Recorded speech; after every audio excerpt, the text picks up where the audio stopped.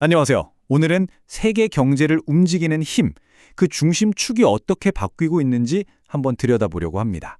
거대한 컨테이너선에서 이제는 눈에 보이지 않는 데이터로 그 힘이 넘어가고 있거든요. 경제학자 마크 레빈슨의 통찰을 따라가다 보면 우리가 알던 세계화라는 단어의 의미가 완전히 새롭게 쓰여지고 있다는 걸 알게 되실 겁니다. 자, 이 배를 보세요. 그냥 큰 화물선이 아니에요. 이건 하나의 상징이었죠. 더 많이, 더 싸게, 더 멀리. 물건을 실어 나르는 게 세계화의 전부라고 믿었던 시대의 거대한 도박이자 상징이었습니다.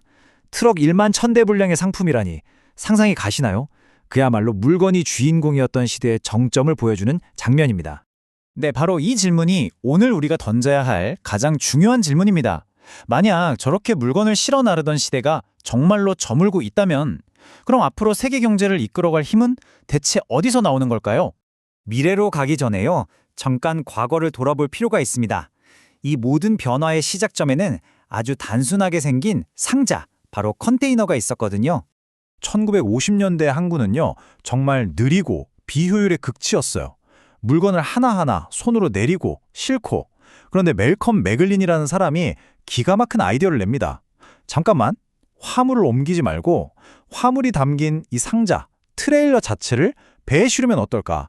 바로 이 생각의 전환이 1980년대에 이르러서 물류 비용과 시간을 말도 안 되게 줄여버리는 그야말로 혁명을 일으킨 거죠.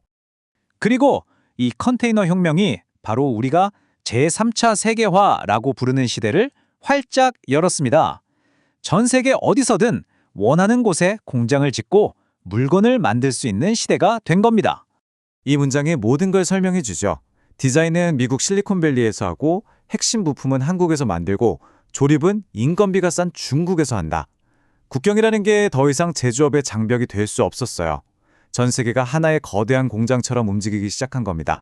그런데요, 이렇게 영원할 것 같았던 물건의 시대, 즉 물리적인 무역이 팽창하던 시대도 어느 순간 한계에 부딪히게 됩니다. 그리고 그게 불과 10여 년 전의 일이에요. 그 첫 번째 신호가 바로 2007년에 나타났습니다. 전 세계 기업들이 해외에 공장을 짓고 사업을 확장하는 데 쏟아부었던 돈, 즉 해외 직접 투자가 바로 이때 사상 최고점을 찍습니다. 그리고 바로 다음 해인 2008년, 이번에는 전 세계 경제 규모에서 상품 수출이 차지하는 비중이 정점을 찍게 되죠. 이게 바로 물건 중심 세계화가 보여준 마지막 불꽃놀이 같은 거였습니다. 여기서 진짜 중요한 건 2008년 금융위기 이후의 흐름이에요. 상품 무역 증가율이 전체 경제 성장률을 따라가지 못하기 시작한 겁니다. 이건 그냥 일시적인 침체가 아니었어요. 수십 년간 당연하게 여겨졌던 세계화의 엔진이 서서히 식어가고 있다는 명백한 신호였죠. 그리고 시간이 지나면서 우리는 그 화려한 시대의 이면에 숨어있던 비용들을 깨닫기 시작합니다. 장거리 운송이 만드는 환경 문제, 선진국에서 공장이 빠져나가면서 생긴 사회적 갈등, 또 코로나 팬데믹이나 전쟁 같은 충격 한 번에 전 세계가 흔들리는 너무나도 취약한 공급망까지, 이 시스템이 결코 공짜가 아니었구나 하는 걸 모두가 알게 된 거죠. 그렇다고 해서 이제 세계화는 끝났다라고 말하는 건 좀 섣부른 판단일 수 있습니다. 오히려 세계화가 컨테이너라는 상자 안에 갇혀있던 시대가 끝나고 더 새롭고 우리 눈에는 잘 보이지 않는 형태로 진화하고 있다는 신호일 수 있거든요. 자, 바로 이 표가 오늘 이야기의 핵심이라고 할 수 있습니다. 보세요. 세계화의 무게중심이 완전히 이동하고 있어요. 왼쪽에 상품 운송, 그러니까 컨테이너로 대표되는 시대에서 오른쪽에 아이디어 교환, 즉 인터넷의 시대로 넘어가고 있다는 거죠. 좀 더 비유적으로 말하면 물리적인 원자로 옮기던 시대에서 디지털 비트로 옮기는 시대로 바뀐 겁니다. 당연히 게임의 승자도 달라지겠죠. 제조업 강국에서 기술과 서비스를 가진 나라로 말이에요. 자, 그렇다면 이 새롭고 보이지 않는 무역이라는 거, 우리 일상에서는 대체 어떤 모습으로 나타나고 있을까요? 마크 레빈슨의 이 한마디가 모든 걸 설명해 줍니다.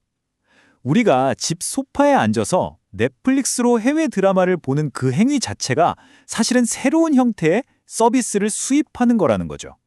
우리 모두는 이미 새로운 세계화 시대에 아주 깊숙이 참여하고 있는 겁니다. 한번 구체적으로 생각해 볼까요?